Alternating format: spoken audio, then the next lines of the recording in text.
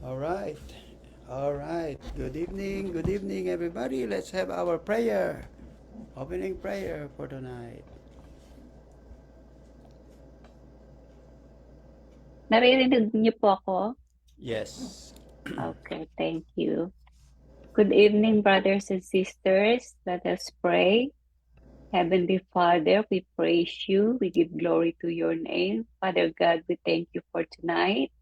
We are grateful and thankful for the opportunity to gather in Zoom once again, O Lord, to study your word. Thank you, Lord, Father God, for the blessed day, for protection and provision you gave us throughout the day. We ask, Lord God, for forgiveness of our sins. Cleanse us, Lord, from our unrighteousness. As we begin our study of your word tonight, O Lord, open our hearts, open our ears, and enlighten our hearts and minds, O Lord God, to understand your word and help us to meditate upon it, Father God. We ask and we pray, Father God, for abundant blessings of your wisdom, your knowledge, and new revelation for our speaker tonight, Sister Annette, about revival. For we confess, Father God, that many of us may need revival, for we become complacent in a compromise and lukewarm in our own abilities in our service to you. Revive our spirit with your fresh revelation of your word, Father God. And Lord, I pray also, Lord God, for our ICAR4 members. I thank you, Lord, for answered prayer for Brother Greg. His green card application has been approved. Thank you, Father. Bless his family, Joey and Sophia. For Sister Brenda and Sister Gigi, complete healing, Father God, be upon them. And for the other members of ICAR4, Father God, I pray for spiritual healing, Father, for some heart are hardened in serving you and others. We lift up also a prayer for the nation of Israel, Father God. We pray for protection of the people of Israel as Iran, Hezbollah, and Hamas keep sending missiles in this nation. Guard their cities, their borders, empower the leaders of this nation and the military with your wisdom and strength, displaying your glory as you defend this nation, your people, your firstborn, Father God. We pray, Lord, that you will give them the strength and the courage to face these challenges in their lives, O Lord. May they crowd out to you, O Lord Jesus, for peace. And we pray also, Lord, for protection and comfort be upon Pastor Alan and his family, Father God. And Lord, bless our study tonight, and may our ICAR members have the time to come in even it's late, Father God. Give them the inspire their hearts, O Lord, to hear your words and to to be more in service to you, Father God, and to our brothers and sisters in our ministry, O Lord. This is my prayer in Jesus' name. Amen. Amen. All right. Good evening. Thank you, Sister Melanie, for the prayer. Tonight is Wednesday, and welcome to Win New York Midweek Bible Engagement. This is live from New York.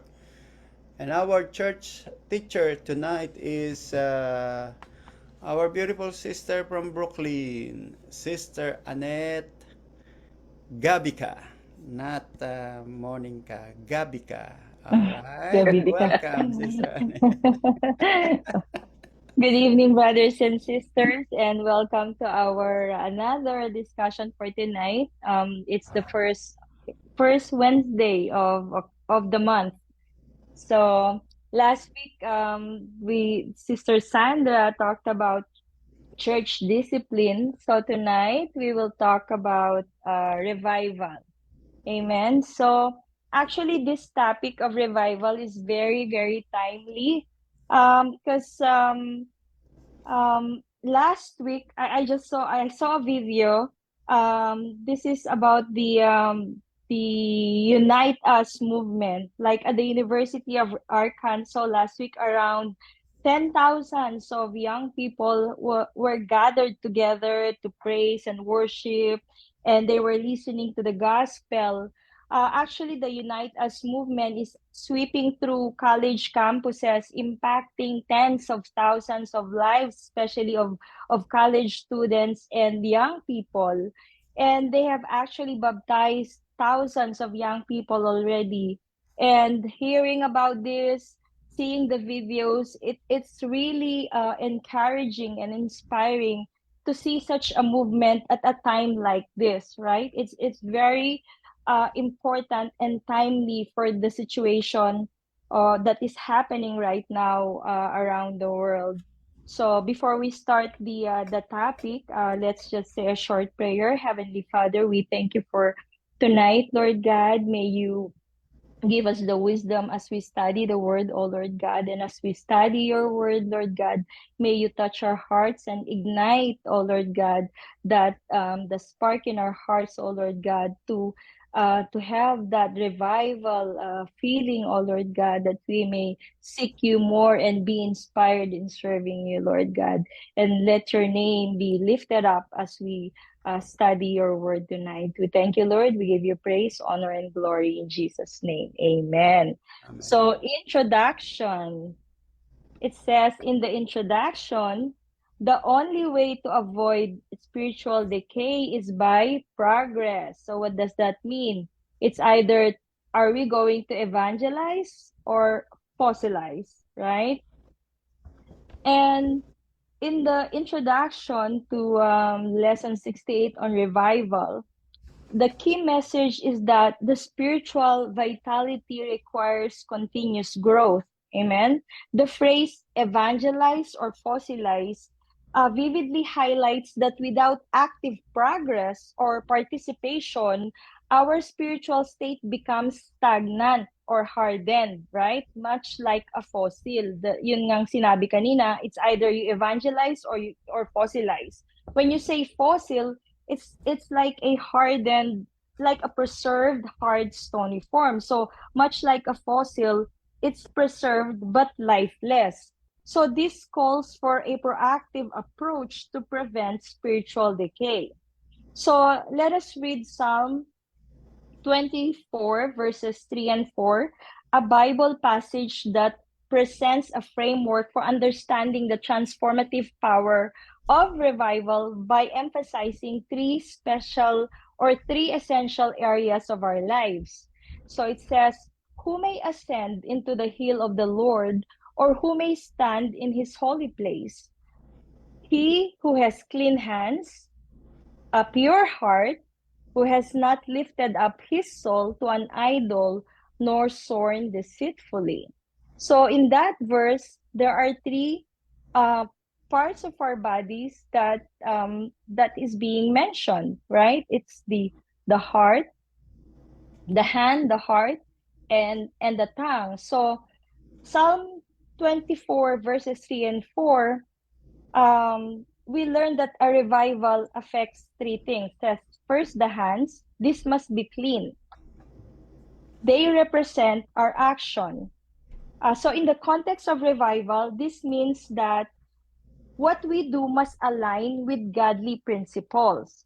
So revival prompts us to examine our ways, right? Our actions, our behavior, and it should be purified. And then the next one, it talks about the heart. It says it must be pure because the heart represents feelings, our emotions, right? It symbolizes our feelings and our inner motives. A pure heart reflects sincerity and purity in our emotions and intentions. So revival is about refining our heart and aligning it with God. Amen. So and then the third one is the tongue. It says it represents our speech. So it must not be deceitful and it should be honest. The tongue, as it reflects our speech, as I have mentioned, it should be truthful and free from deceit. So our words reveal much about our inner character. So in a state of revival, our speech becomes a tool for truth and grace rather than dishonesty. So together, these three, our actions, our feelings, and speech, are interconnected and they form the foundation of a true character. So revival touches each of these areas, renewing us from within and expressing that renewal outwardly in the way we live, the way we feel, and communicate. So now let's go to what is the definition of revival? Okay, it says in letter A, revival means to come back to life, to return to consciousness, to return to vigor from a state of tiredness or neglect. Napapagod. So revival means, it says, coming back to life or waking up after a time of being spiritually tired or inactive. So, not everyone, not all Christians are actively engaged in their faith, right? So it's about regaining strength and energy when your faith has become so weak or neglected. So in simple terms, revival brings fresh passion and restores your spiritual focus, giving you new energy to live out your faith fully and completely. And then letter B, it says, a revival is the return of the Christian from backsliding. A backsliding Christian needs to be revived.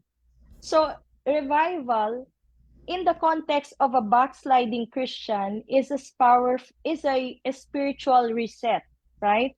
Backsliding occurs when a believer drifts away from their commitment to God, whether through neglect or through temptation or just simply losing the passion they once had for their faith.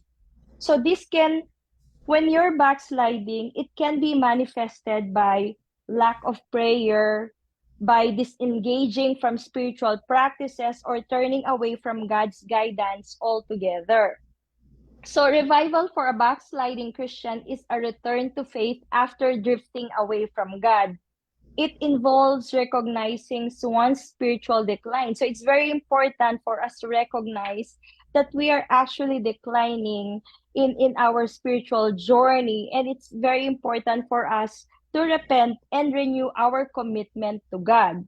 So revival brings restoration. It reignites our passion for prayer, for reading the scripture, and for living righteously. So it's a spiritual reset, reconnecting the believer to their original purpose and restoring their relationship with God. And then letter C, it says, it invariably includes a deep conviction of sin, new commitment of obedience to Almighty God. So in this sentence, revival brings a deep conviction of sin, right? Where a believer fully realizes their wrongdoing and they seek forgiveness. So this conviction actually leads to true repentance and is followed by a renewed commitment to obeying God. So revival transforms the believer's life by restoring their relationship with God and inspiring a stronger and more dedicated walk of faith. And then in letter D, it says, it brings a deep sense of the presence, glory, and wonder of God. So revival will influence a believer's spiritual experience by fostering that sense of God's presence, for us seeing that glory and wonder of God. So there's this awareness is being manifested in several ways. So it says you are experiencing God's presence, right? So believers feel a closer connection to God during congregational worship, during personal prayer, or even during your own meditation time that is often resulting in emotional and spiritual responses. And then it says here, God's glory. So you are recognizing God's glory. So revival reveals God's majesty and holiness, uh, in return, helping us believers understand His character better, and that will foster in us humility. And then awe and wonder. So we see that the wonder of God. So believers are filled with awe and renewed appreciation for God's works, inspiring a sincere worship and a desire to share their experiences to others. Amen. And then in letter E, in Oh, evangelism, a sinner needs to evangelize in order to bring him or her to the Lord. You cannot revive a dead person. He needs a new birth. So, what does this mean? So, this statement emphasizes the critical role of evangelism in the process of salvation and spiritual renewal.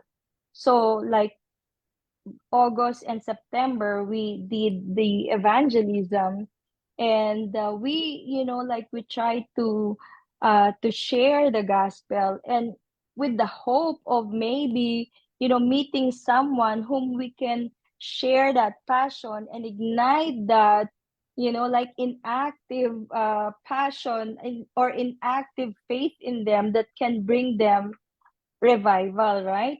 Evangelism is really crucial for bringing sinners to the Lord because it offers the message of hope and salvation. Spiritual death cannot be overcome by simply trying to be good.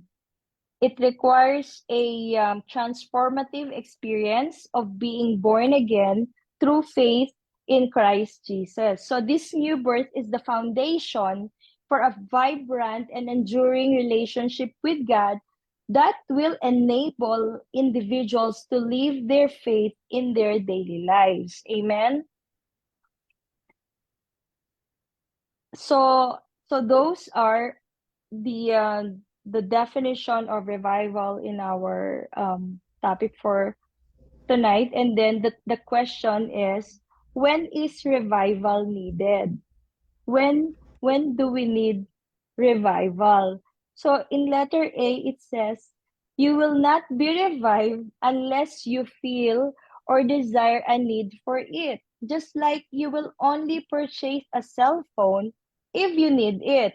When you hunger and thirst for revival, God will give it. So this calls for a need for personal desire. You have to have that the desire. Amen? So revival is not something that can be imposed. Hindi mo pwedeng ipilit. Di ba? It emerges from within. So it should be coming from that individual, from that person itself. So just as you wouldn't buy a cell phone without feeling the need for one, spiritual revival requires a genuine longing or hunger for renewal. So when you recognize a presence of spiritual dryness or a desire of a deeper relationship with God, you become open to His transformative power. So the promise is clear. When you hunger and thirst for revival, God will respond. He is eager to fill those who seek Him earnestly. So bringing revival and renewal to your spirit. So the desire serves as the foundation for awakening. So it's very important for us to want to be revived. We should have that desire coming from within. We need to invite God's presence, and thus it will foster deeper connection with Him. Letter B, it says, the river of God is flowing, but you will not drink of it until you are thirsty. What does that mean? So there has to be a thirst for God's presence. The river of God's blessing flows continuously. Tuloy-tuloy lang yan, but it's up to you. Do you need it? Do you want it? Yet, right? But yet you will not drink from it until you truly recognize the thirst. So just as physical thirst compels us to seek water, our spiritual thirst also drives us to seek God. So this thirst is an acknowledgement of our need for His presence. for God's guidance, and for strength in our lives. And when we become aware of our spiritual dryness and long for His refreshment, we open ourselves to receive the fullness of what He offers. So it is through this deep yearning that revival can take root. It allows us to be filled with the living water that will sustain us and rejuvenate our souls. Amen. And then it says in letter C, revival is needed when there is a want of brotherly love. Dissensions, jealousies, evil speaking, etc. are sure signs that revival is needed. The question here is, you need to answer this question in order for you to assess, do you need that brotherly love? If so, then you need to be revived, right? So this letter C is a call for brotherly love. When you say brotherly love, I believe it's a general call, not just for brothers, it's for everyone, right, Pastor? So the revival is needed when there is lack of brotherly love. Signs such as dissension, the other word for dissension is like disagreement, right? Jealousy, evil speaking. This reveal that our hearts may be filled. When you are experiencing this, it actually reveals that maybe our heart is filled with bitterness or hatred, right? So if you find resentment taking root, it's an indication that you may need to be revived, right? Revival restores not only our relationship with God, but also our connections with our brothers and sisters, our connection with one another, right? Fostering, the connection among us should foster an environment of love, of forgiveness, and unity. So by seeking this renewal, we reflect Christ's love towards others and promote healing within the community.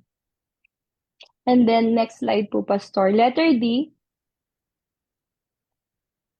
it says, worldliness is a sure sign. Worldliness. So it says, do you love the movies more than my Bible? Would you rather go to a show than to a Sunday school? Are you more interested in being popular than in humbly serving the Lord Jesus Christ?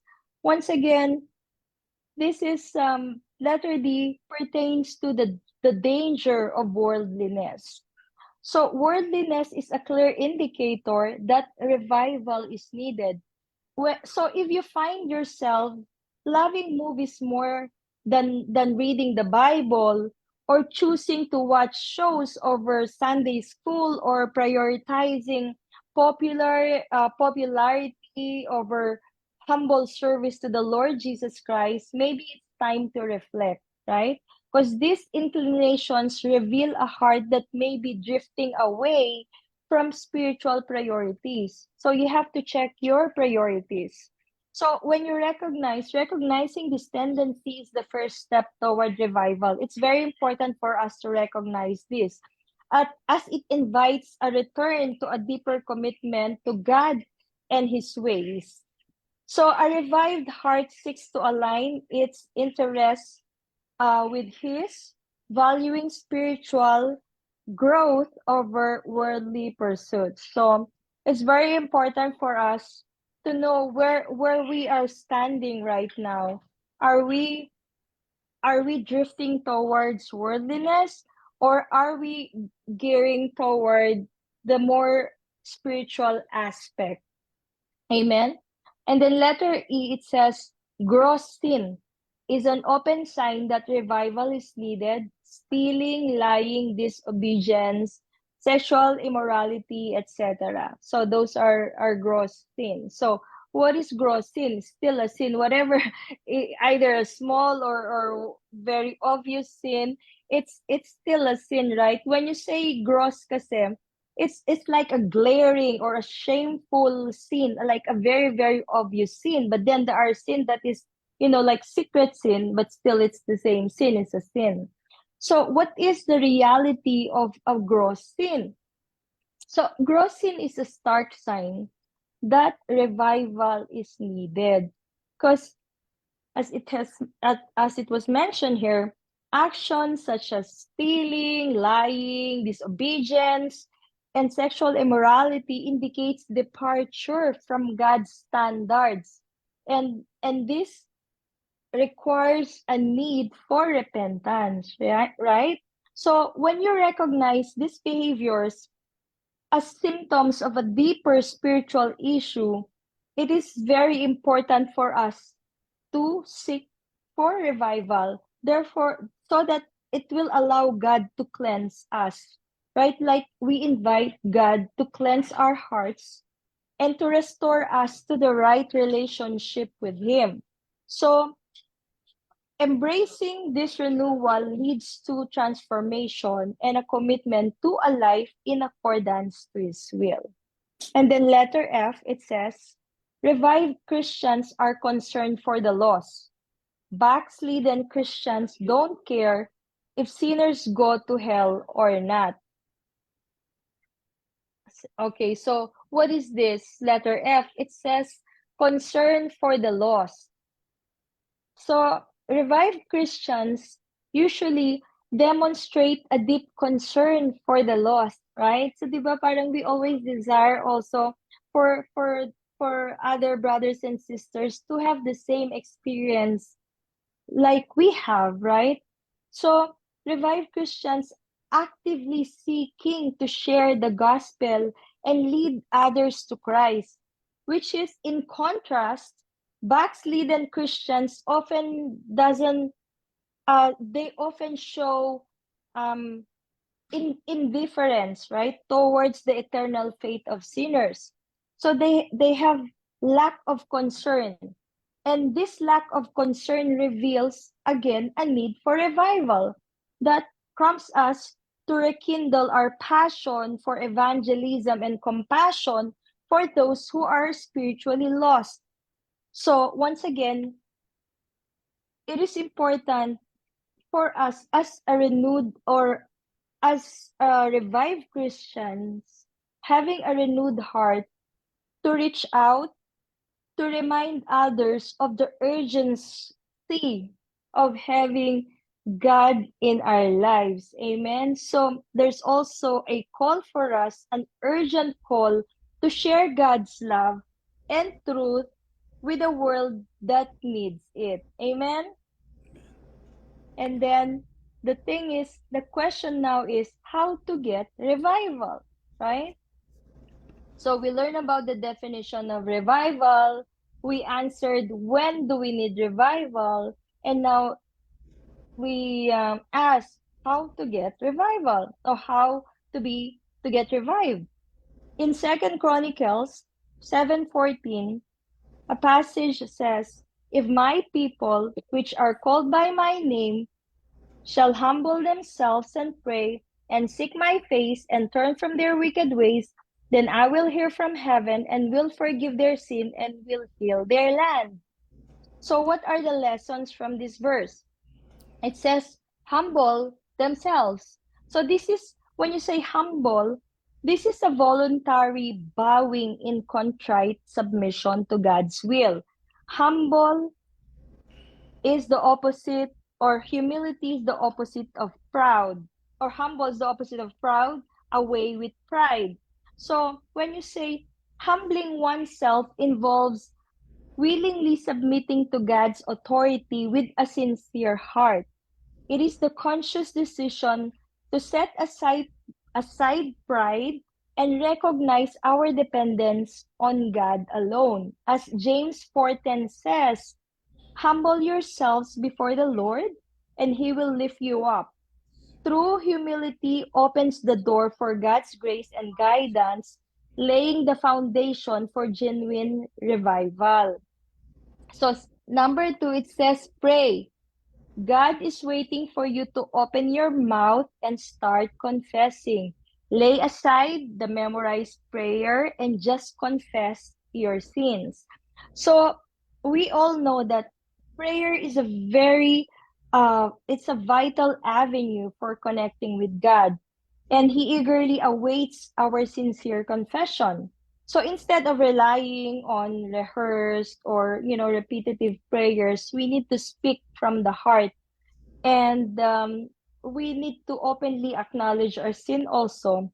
As 1 John 1:9 reminds us, is if we confess our sins, He is faithful and just to forgive us our sins and to cleanse us from all unrighteousness. Genuine, heartfelt prayer fosters intimacy with God and invites His transformative power into your life. And number three, it says, seek my face. Seek my face, seeking God's face. To seek is to search diligently, right? Why search for His face? Because when we sinned, He turned away from us. So our confession restores that relationship that was lost. So seeking God's face means it's a pursuit uh of His presence, right? This pursuit is very important because sin creates separation. As Isaiah 59:2 states, but your iniquities have separated you from God. Your sins have hidden His face from you so that He will not hear, right?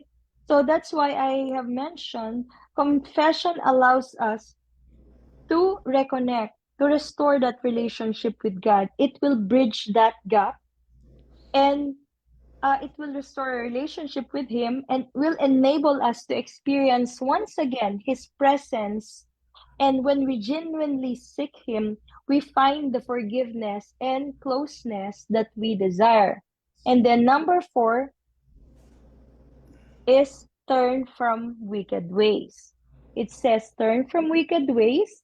This is through repentance. We have to ask God to give us, ask God to give you a hatred for sin. You have to hate sin, right?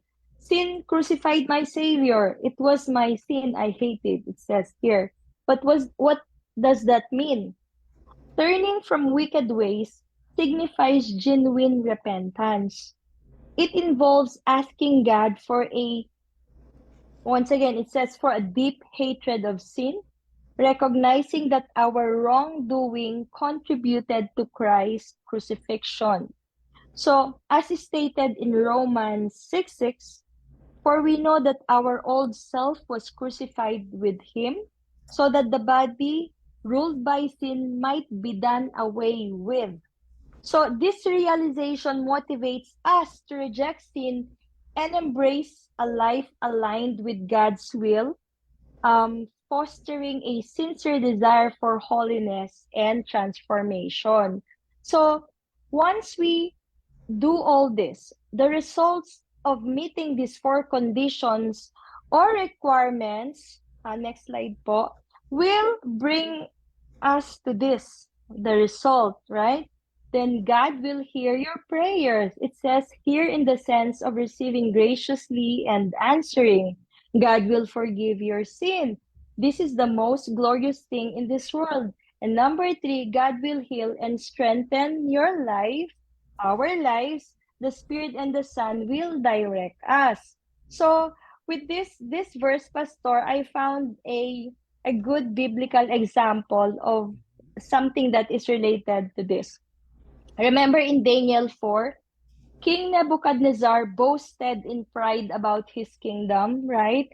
Believing his success was due to his own power. As a result, God humbled him by causing him to lose his sanity and live like an animal for 7 years. So, but when Nebuchadnezzar finally acknowledged God's sovereignty and humbled himself, his sanity and his kingdom were restored. So this story shows that true revival begins with humility, recognizing God's authority and submitting to His will. Amen? Amen. Amen. So the question is, why do we need revival? O, di ba? Now, let's go to 1 Peter 4:17. It says here, "For the time has come for judgment to begin at the house of God. And if it begins with us first, what will be the end of those who do not obey the gospel of God?" So now, if the righteous one is scarcely saved, where will the ungodly and the sinner appear? Amen. So parang very deep yung passage na to. So let me just dissect. This verse highlights several important themes. Next slide po, Pastor. So, dissecting this verse, it says judgment begins with believers. So God's judgment starts with his own people, right? It's serving as a form of discipline that is meant to purify us and to prepare us for holiness. And this is supported in Hebrews 12:6. So the judgment, if it's very important to know that, just like the things that pastor have taught us before, that God chastises his own people, but that's not, we don't consider it the same judgment as he gives to those unbeliever, right? And then it also calls for higher responsibility. As people of God, we are required of higher responsibility. I was trying to remember what Pastor Michael mentioned last week. Oh, great power comes with great responsibility. I remember. Okay, as Parker. repeat, kanino po? Peter Parker. Peter Parker. Spider. Yeah. So as recipients of the gospel, believers are held to a higher standard, emphasizing the need for obedience to God's word. So mas malaki yung pananagutan natin bilang Christian because we already heard the word, right? So mas grabe yung, so in comparison to that, among us and Pastor Ferdy and all the pastors, they have higher responsibility also because they know more about the word of God, something like that. And then it says consequences for the ungodly. So what is the consequence for the ungodly? If the righteous are saved with difficulty, it underscores the severe judgment awaiting for those who reject the gospel. So ibig sabihin, kung tayo nga who are already believers are being judged by God, how much more, right, to those who are not believers? What kind of judgment, severe judgment, is actually awaiting those who reject the gospel? And then number 4 here, it says the cost of discipleship. So the phrase is scarcely saved reflects the trials believers endure in their faith journey, reminding us that perseverance is essential. So in essence, 1 Peter 4:17 serves as a call for believers to live faithfully, to acknowledge the reality of judgment and the urgency of sharing the gospel with those who have yet to believe, right? So why do we need revival? So it's very important that it begins with us. And we have a calling that we also have to share the gospel to those who are yet to believe. For me, especially, my mission is for my whole family to be saved. Because I also have, like before you go to your neighbors, you have to start with your own family, right? But sometimes our prayer should be also like, if God maybe can bring someone, because it's very hard for your own family to hear from you sometimes, right? Sometimes they need to hear from other people. But what's important is we do not stop sharing the word, especially to our loved ones and to everyone whom we encounter every day in our lives. And then from this verse, we can learn the following, right? I will just read and then we'll summarize. So there's like 6 of them. From this verse, we learn the following. Letter A, we need to love God more than anyone or anything else, because only the revived man can love God with all the heart, soul, strength, and mind. Letter B, we need to love and read God's word every day. The cold heart reads in a cold mechanical way, but the revived one rejoices in the message. Letter C, we need to pray. Backsliders' prayers are cold, long, uninteresting, formal, and dead. But the prayer of the revived Christian steers others as it touches the throne. Letter D, we need to walk circumspectly, being discreet, cautious, watchful, and guarded. The cold Christian is half asleep spiritually and an easy target for the devil. Letter E, we need to be disciplined, willing to forsake all luxuries, comforts, anything to save a soul for the Lord Jesus Christ. Letter F, we need to be delivered from sin. Lawlessness is a sin. If your life is not guided by the Word of God, you will always fall into temptation and sinful loving.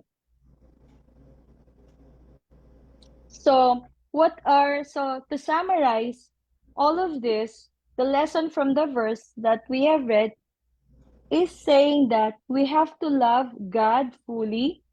We have to cherish God's word. We have to pray with passion. We have to live cautiously as believers. We have to be disciplined and we have to turn away from sin. Amen. Amen. Sister Annette, Pastor po. I have a Opo. question about that. Because most of the Christians will say they love God. Nobody will say I don't love God. What can you say about those people Pastor, without evidence?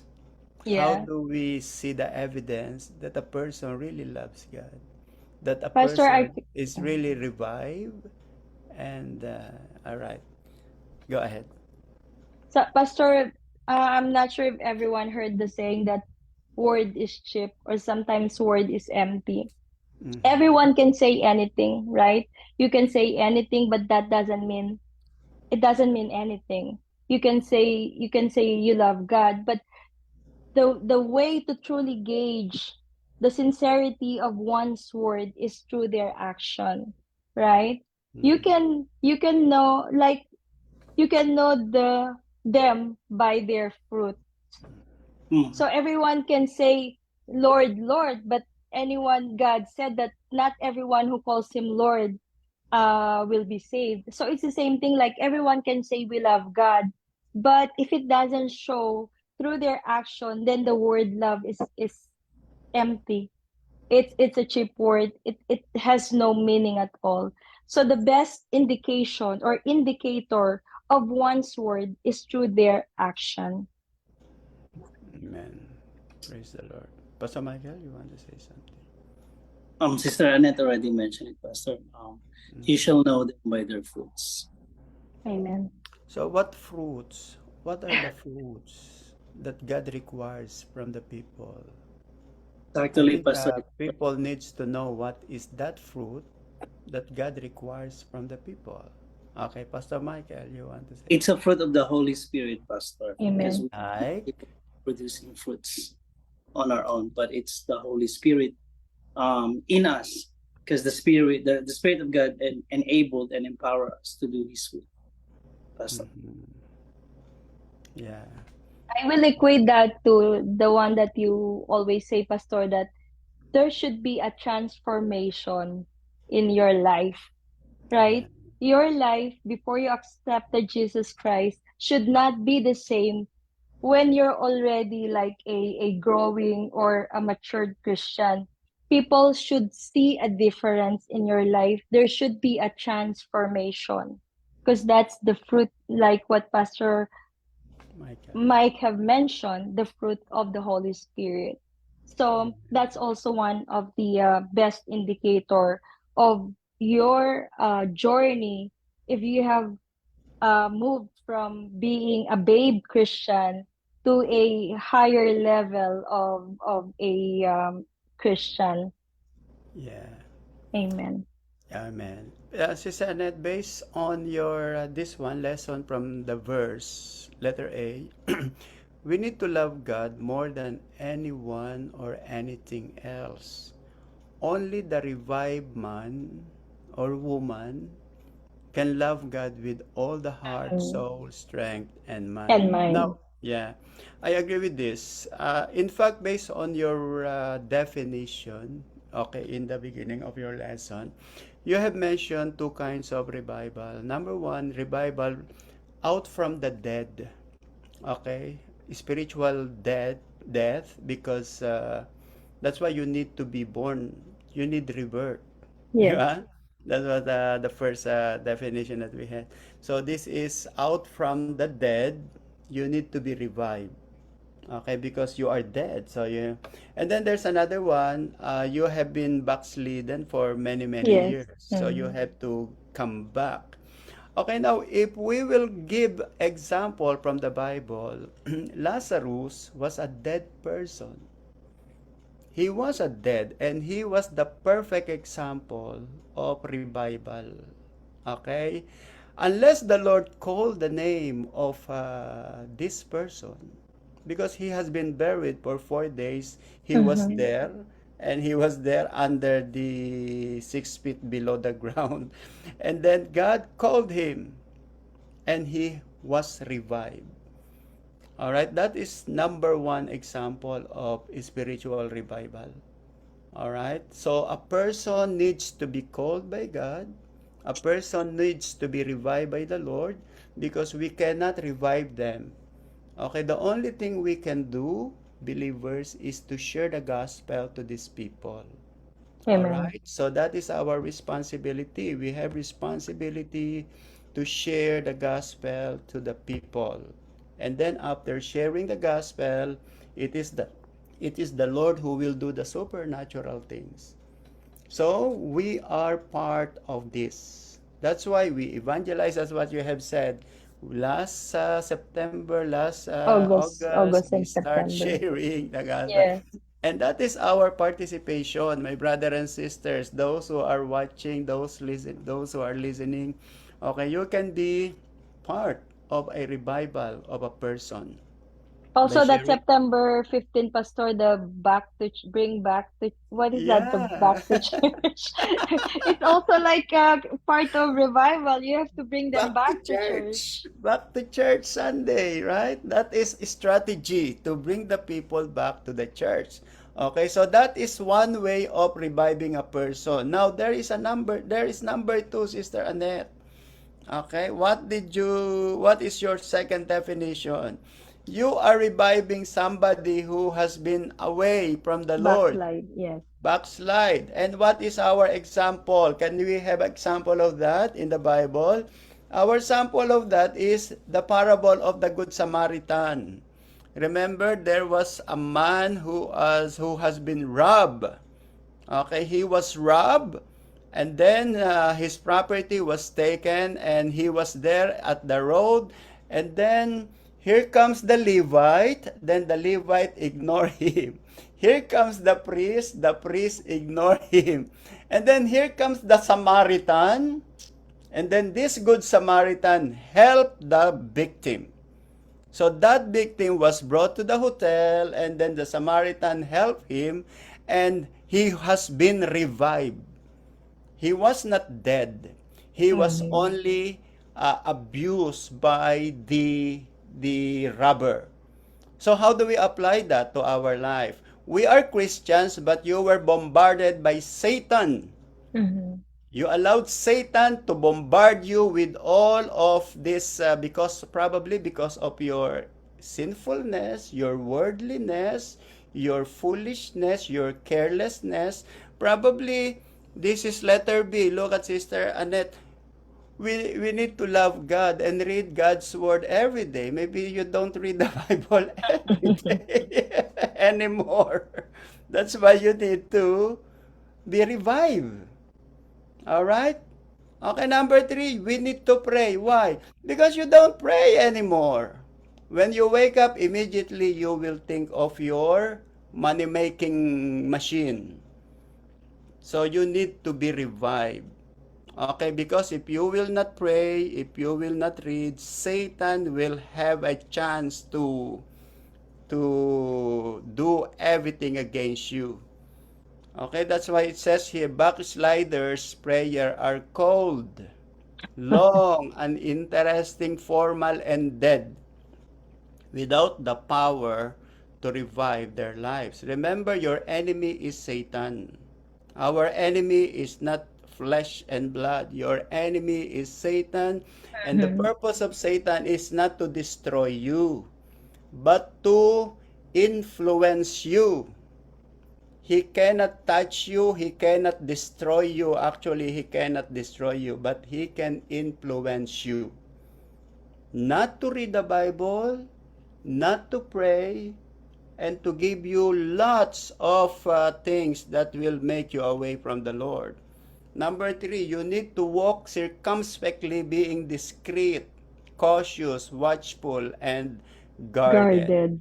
Yeah, because you are doing anything that you want to do, like Mhm. during the time of judges. They do everything they want to do.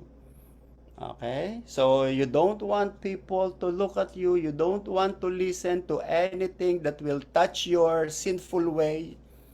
Okay, why? Because you need revival. You are backslidden. Okay, and then we need to be disciplined. Why we need to be disciplined? Because you don't discipline yourself. You don't discipline your prayer. You don't discipline your reading. You don't discipline your church attendance. You don't discipline your fellowship. There is no discipline. Okay, and then you criticize people. When you see this, when you hear this, you begin to criticize people. Why? It is you that needs discipline, and maybe you will not accept that. Okay, so you need discipline. Are you willing? That's why the question of Sister Annette, are you willing to forsake all luxuries? Are you willing to forsake comfort? Anything to save a soul for the Lord Jesus Christ? Mhm. So those are things that needs to pay, to give attention. And letter F, we need to be delivered from sin. Why? Because you are living in sinful way. That's why you need to be delivered by God. And who is now controlling your sin? Satan.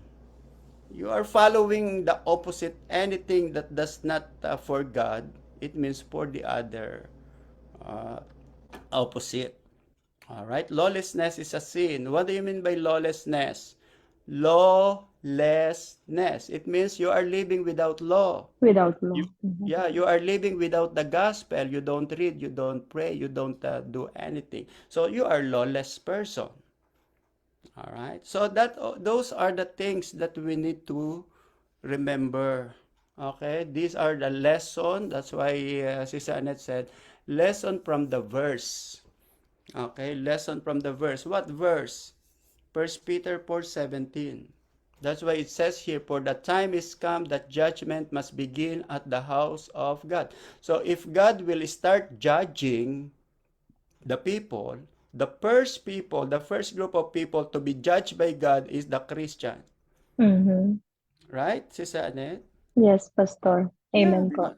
because it is written here in the Bible, it must begin at the house of God. I don't know if God is judging Israel now, because that the rapture will be Starts taking from his soon. people.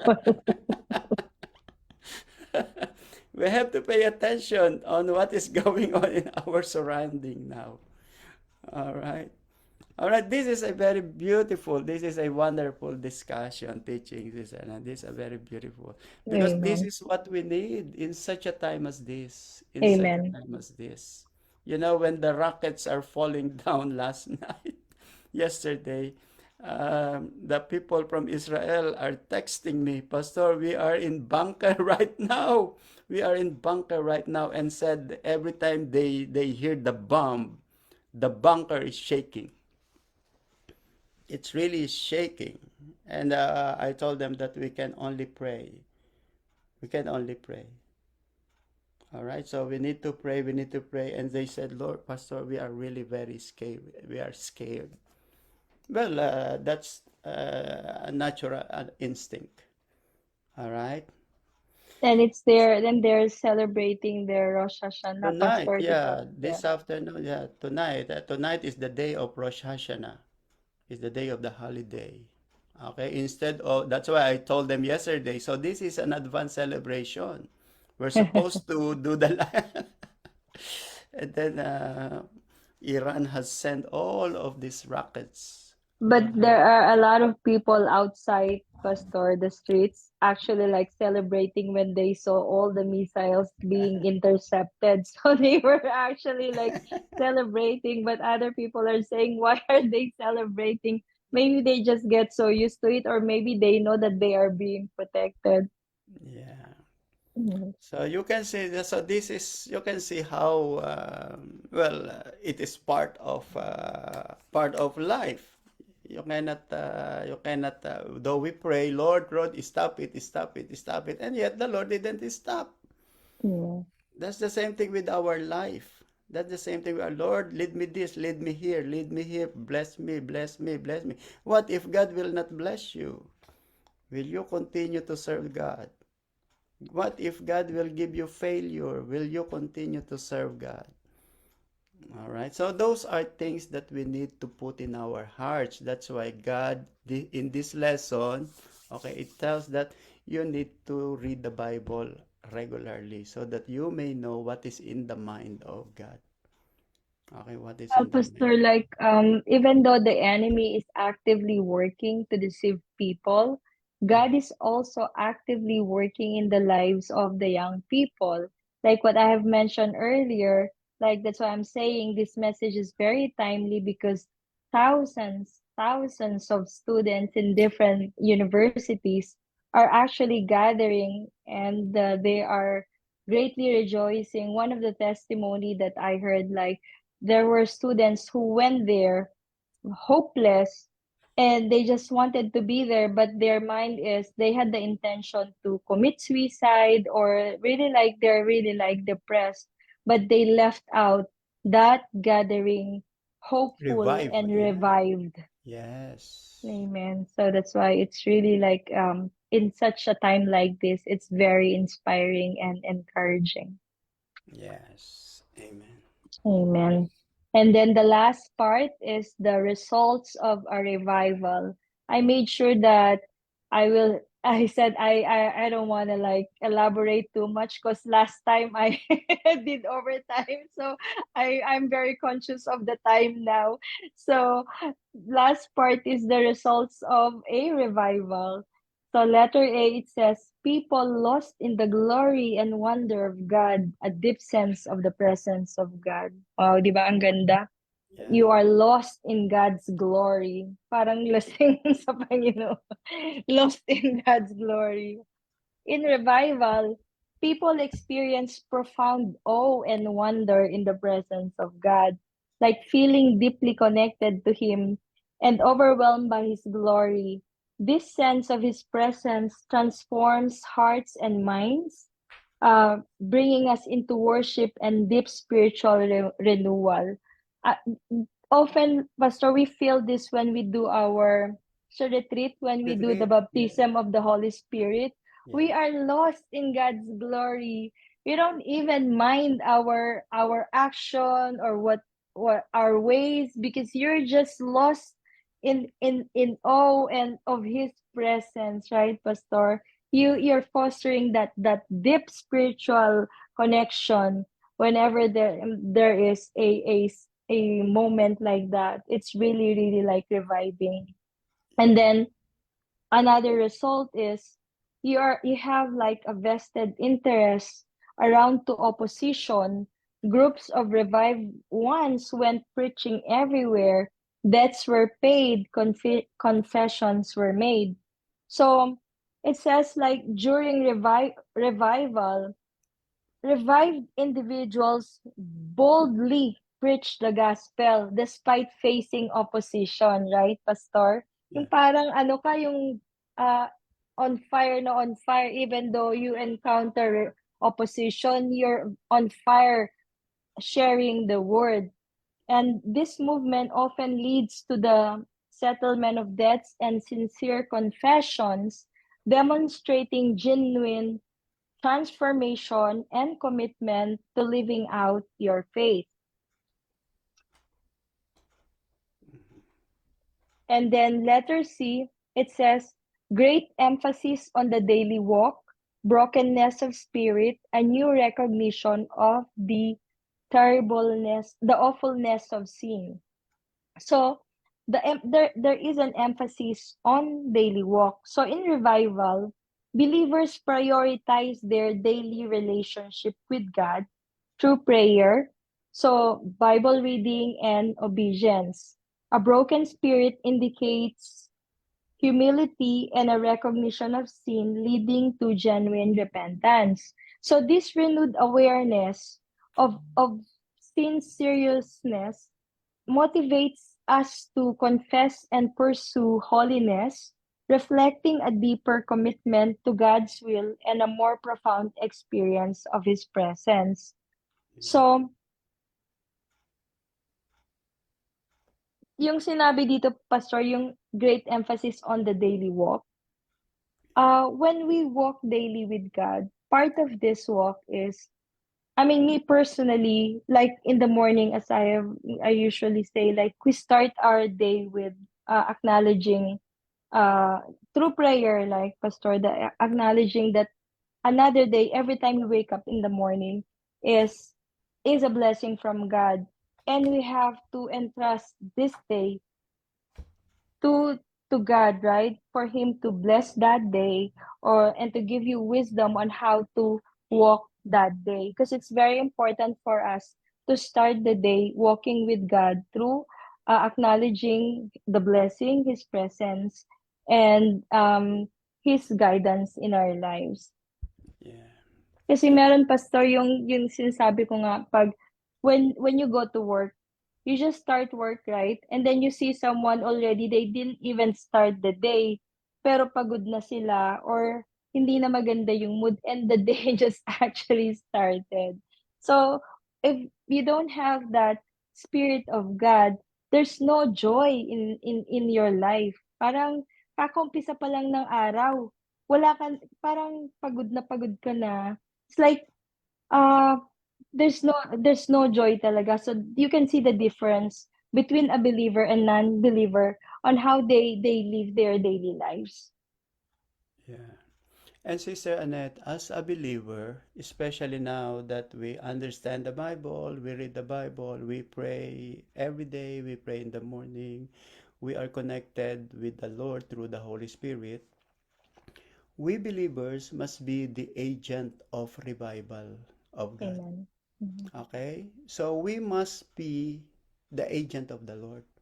Okay? So if others need, if we say we need revival, so we must have the spirit of encouragement.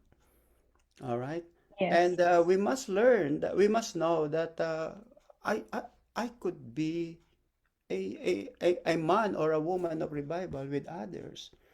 I could be a revival. I could be an agent of God, so that Yes. those Mm-hmm. who are dead may be alive. Those who are lost may be found. Those who are weak may be strong. Okay? And that should start from all of Amen. us believers. Okay? And that is how we encourage one with another.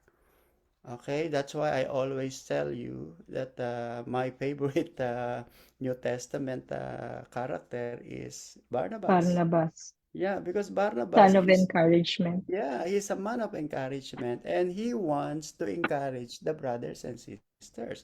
Well, maybe not all people are being encouraged by Barnabas, but the Bible tells that many people are being encouraged. Okay, because of his coming, because of his participation, because of his spirit. Okay? Other peoples are being revived. Other peoples are being encouraged. And then what happened to the community? Oh, the whole community are seen the glory and wonders of God. And that's the thing that many people didn't see. Okay? Because they didn't see the glory of God because they have missed this revived spirit. Okay. Yes, Pastor. As a Christian, I think most of us, Pastor, we have that innate desire in our heart to constantly share the word whenever we get the opportunity to do so. And like what I've mentioned yesterday, I am so happy and blessed after 5 years, Pastor, of being with Sophia. And I have this earnest desire to really like sit down with her and discuss about Jesus, talk about, like the Messiah. And yesterday was really a great opportunity for me, not just to Sophia and to the other Jewish director, one of the directors, who is a really a religious Jew who actually listened to what I have to say, and actually took us almost an hour conversation regarding the word. And I'm so thankful to God that that burden in my heart has been, like it's been, what do you call this? I have been relieved from that mission that I have been wanting to do, that obligation that the Lord has been telling me, you are right next to my people. The Lord has been waiting for me. I have been praying for that opportunity to really talk about it. And yesterday, praise the Lord, I got the chance. Thank you, Lord, for giving me the opportunity to share the word not just to Sophia, but to another religious Jew who were very open to hear the message. Yes, that's right. So let's look at the opposites, Sister Annette. Let us say you are a very dry brothers and sisters. You are a man or a woman of discouragement. What will happen to other people? Every time they see us, every time we see you, we are discouraged. Yeah. Mhm. All right? Because we don't see revived spirit. We don't see the revived, the glory of God. Okay, so look at the opposite, but look at the positive. Amen. Okay, wow, here comes the sister. Oh, everybody revived. Here comes the brother. Everybody are encouraged. Okay. So that Amen. is it. And then you can do that, as I have said, you can be a man or a woman of revival, or you can be an agent of God in revival when you have your strong relationship with God, you pray, you read the Bible, you apply it, and then you're conscious, you're aware of the fruit of the Holy Spirit. Okay, because by their fruit you shall know them. And then you are a person or a man and a woman of encouragement. Oh, I'm encouraged because you are here. I'm encouraged with your face. I'm encouraged with your word. I'm encouraged with your action. I am encouraged with your bread and butter. So those are samples, all right? But there are other things that you can do to be an agent of revival. And the result of that is, wow, glory of God, wonders Amen. of God, wonders. Everybody will be, wow, praise the Lord. And this is what we need because the real revival is not just there, but what we need is real relationship with God, an eternal relationship with God. You know, sometimes people are there and then no more, and then there, no more, there, no more. That is not revival. All right? Revival is a real life, the real thing, through relationship with God. Amen. All right? Then Then you last can po, read. isa na lang. D, confessions. Confessions, revivals, conversions. demons cast out, divisions in churches healed. So this is one of the results of a revival, right? It has a transformational outcome. So revival lead to widespread confession and conversion, and there are casting out of demons, healing of divisions. There's also healing of divisions within churches that results in a powerful spiritual renewal and unity among all believers. So those are the results of a revival. And for our conclusion, the Sister Annette, question, Sister Annette, Pastor. there is a passage from the Bible about Psalm 91. He who dwells in the secret place of the Most High shall abide under the shadow of the Almighty. All Amen. right, and I will say of the Lord, He is my refuge. So this is, you have your your personal contact, personal commission with the Lord or relationship with the Lord in the secret place. Okay, even though you are not in the church, okay, in the secret place of the Most High, you are there communing with God. That's where the communion, that's where the revival begins. Okay, and if you know how to do that in the secret place of the Most High, well, that is really what we need. That we are not only active in the church, but we are also active in the secret place of the Most High. Okay, that is the most important things in life. Okay, your connection with God, Amen. especially when Jesus Christ, remember that in prayer, Jesus said, in your prayer, go to room and pray alone and then commune Yes. with the Father. And then the Father will pour out the blessing. And this is what we need. This is what we need. All right? Yun lang, Sister Annette. Amen, Pastor. Do you know a group, Pastor, that has the Psalm 91 in a handkerchief? A Uh-huh. big, big handkerchief. They recite the Psalm 91 every Yeah. day. Amen. So for the Mm. conclusion, questions that you need to answer. Do you hunger and thirst for revival? We may have it if we pay the price. Each one of us has an influence. The backslider for evil and the revived Christian has the potential of great blessing to humanity. So, this conclusion questions the desire for revival, and it asserts that it is attainable through commitment and sacrifice. So, that is very important, right? You have to recognize, because when you're down, it is very important to recognize that. And then you have to repent, and then you have to do some sacrifice, and then you have to recommit yourself to God. So it emphasizes the influence each person has. And a backslider can lead others into harmful paths, while a revived Christian, ito yung contrast na sinasabi ni Pastor kanina. Sino ka doon? Right? A backslider can lead others into harmful paths, while a revived Christian can inspire and bless those around them. So ultimately, it highlights the potential within each individual to to either lead others toward darkness or to be a source of light and renewal. So, encouraging self-examination and the pursuit of personal revival for the benefit of an individual and of the whole community. Amen. So, this is the topic for tonight, revival. I pray that all of us will, reignite that passion in our heart. If if sometimes we feel lazy doing our meditation, then we need to question ourselves. Then we need to actually need that personal to have that personal need to actually seek God for revival. Thank you for tonight, po, Pastor.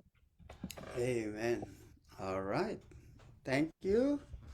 Thank you, Sister Annette. All Amen. right. Anybody wants to add?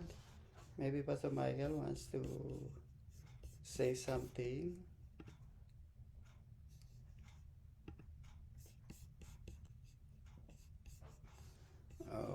is not here.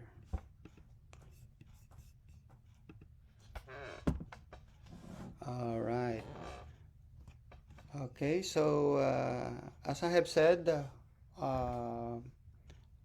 if you don't feel that you need revival, uh, sayang ka. Sayang yung sinimulan mo. All right? That's why I have pity with people who have been serving God for many, many years. And then after some time, they will stop serving God. Okay?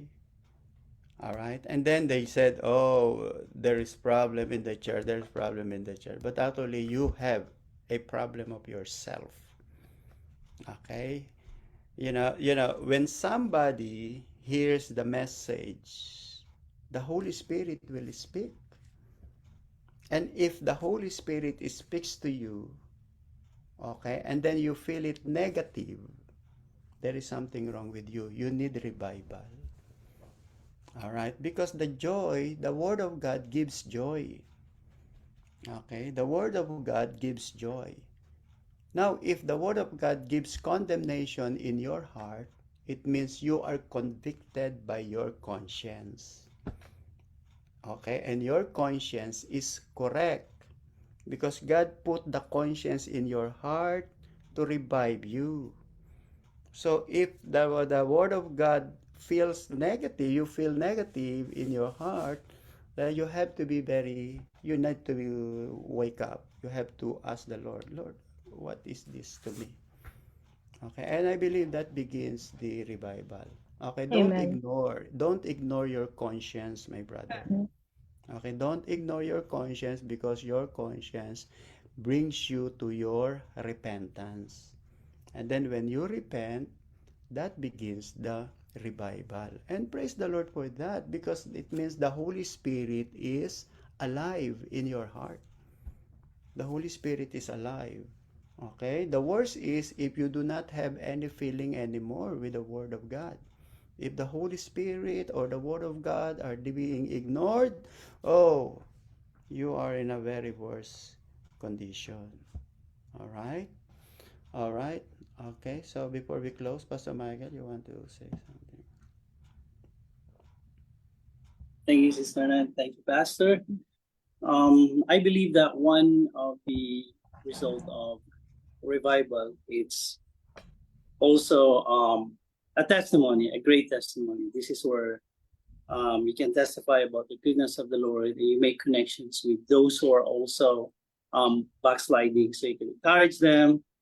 And although it's not okay to backslide, but the reality is that we need God on a daily basis because all of us have the potential of backsliding, and the only solution uh, to drifting away from the presence of the Lord is to draw near to Him purposely with intentionality, and that's willingness. And like what Sister Annette mentioned earlier, it's not imposed, but the longing. So because a person, I mean, I would say personally, if I know that I am drifting away from the Lord because of my declining prayer commitment, and it's a red flag already. So even before we get there, we need the revival coming from the Lord every single day, and we must be cautious that if we think we are standing firm in the Lord, then we need to think twice because we need the grace and mercy of God every single day, because no Christian is a superman, and therefore we need to be surrounded with fellow believers. We need to be connected with God, and we need to have a right relationship first with God through our faith in Christ Jesus, and be willing to be under the authority of a local church community just like ours, because it all starts with humility. Our decision to accept Jesus Christ, it's also humility, that you acknowledge that you are a sinner and that you need Jesus Christ as your Redeemer and Savior. That's also the same thing with being revived. Jesus came here, because we are all sick. We are all sinners. And according to Jesus, the doctor came to heal those who are sick and not those who are well. Glory to God. Have a good night, everyone. Amen. Praise the Lord. Thank you. All right. Thank you. Thank you, Sister Annette. And thank you, Pastor Mike. Thank you, everybody. Now let's have our closing prayer. Brother Jonas, can you lead us in prayer? Okay, let's close in prayer. Father God, we praise you and we thank you, Lord, for this wonderful study about revival, Lord God. Lord, thank you that you open our eyes, Lord God.